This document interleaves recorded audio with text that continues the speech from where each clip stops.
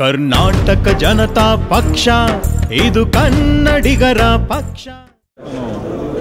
ಮಸಾಲಾ ಜಯರಾಮ್ ಅಂತ ಹೇಳಿ ತುಮಕೂರು ಜಿಲ್ಲೆ ತುರುವೇಕೆರೆ ಕ್ಷೇತ್ರ ವಿಧಾನಸಭಾ ಕ್ಷೇತ್ರದ ಅಭ್ಯರ್ಥಿ. ನಮ್ಮ ತಂದೆ ಬಂದು ಪಟೇಲ್ ಸಿಗಳಿಗೌಡ ಅಂತೇಳಿ. ನಾನು ಮೂಲತಃ ಒಬ್ಬ ರೈತಾಪಿ ಕುಟುಂಬದ ದೇಶದ ಮಗ. ನನ್ನ ಬಿಸ್ನೆಸ್ ವ್ಯಾಪ್ತಿ ಬಂದು ಬೆಂಗಳೂರು ಮತ್ತು ಆಲ್ ಓವರ್ ಇಂಡಿಯಾದಲ್ಲೊಂದು ಒಂದು ತೇಜು ಮಸಾಲ ಫ್ಯಾಕ್ಟ್ರಿ ಇದೆ. ಎಲ್ಲ ಕಡೆ ಮಾರಾಟದ ಡಿಸ್ಟ್ರಿಬ್ಯೂಟು ವ್ಯಾಪಾರ ಮಾಡ್ತಾಯಿದ್ದೀವಿ.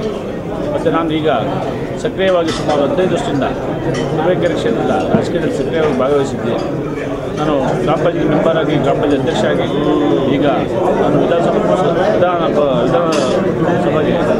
MLA ಅಭ್ಯರ್ಥಿಯಾಗಿ ಸ್ಪರ್ಧಿಸಿದ್ದೀನಿ.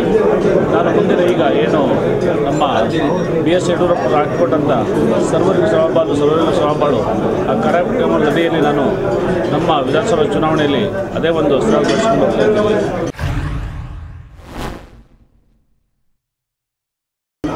ಹೀಗೆ ನಮ್ಮ ತುರುವೇಕೆರೆ ಕ್ಷೇತ್ರ ಬಹಳ ಹಿಂದುಳಿದಂಥ ಕ್ಷೇತ್ರ.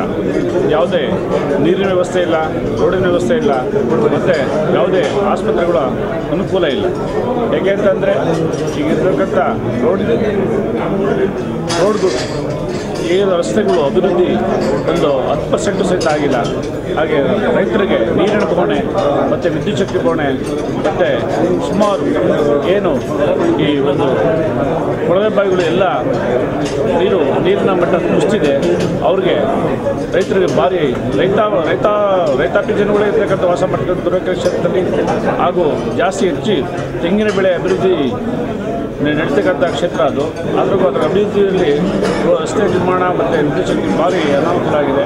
ಅದು ಮುಂದಿನ ದಿನಗಳಲ್ಲಿ ನಾನು ಈ ಒಂದು ಅಭಿವೃದ್ಧಿ ಕಡೆ ಗಮನ ಕೊಟ್ಟು ನಮ್ಮ ಯಡಿಯೂರಪ್ಪರು ಮತ್ತು ನಮ್ಮ MD ಲಕ್ಷ್ಮಣ ಸಾಹೇಬ್ ಹಾಕ್ಕೊಟ್ಟಂಥ ಮಾರ್ಗದಲ್ಲಿ ಮುನ್ನಡೆಸ್ಕೊಂಡು ಕ್ಷೇತ್ರದ ಜನತೆಯ ಗೌರವ ತಗೊಂಡು ಅವ್ರ ಮುಂದಿನ ಏನು ಅನುಕೂಲ ಬೇಕು ತಿಳಿಸ್ಕೊಡ್ತಿದ್ದ ಈ ಸಂದರ್ಭದಲ್ಲಿ ಹೇಳ್ತೇನೆ.